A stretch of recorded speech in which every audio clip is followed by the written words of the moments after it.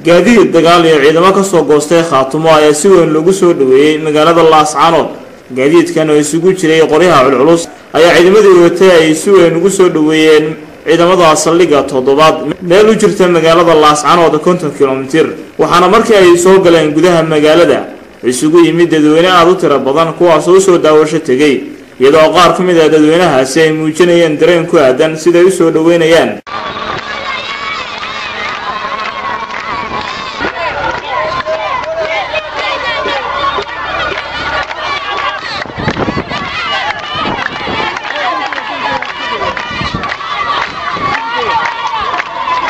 taliyaha saldhigga 7 taliya Mahad Cilmi Cambaashe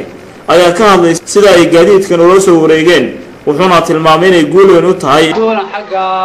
dadka durbaanada tumayay ee lahaa Khaatumo iyo durbaankii taliya xilka laga tumayay dadkii lagu khalday dadkii durbaanka lagu khalday dhalinyarada markii dambana markay ogaadeen runtii iyo arintu sida ay tahay meeshii wixii ka jiray ay iska baabeen laguna kala tagayay intuu ogaadeen bay hadantoodii kasteen oo soo noqdeen isla mar ahaanta waxa kuwa badan oo kale oo iyaanayaan way jiraan oo markii ay ogaadeen dee lagu qalaaray meeshii cidku ogaabu aaday arrin iska soo afkooda bay noqotay waxaan rajaynaynaa inaan kulliba cid badan ku hadhayn halka meesha iyada ah deyntaasaan saxaafadda idin sheegaynaa maanta wassalaamu calaykum warahmatullaahi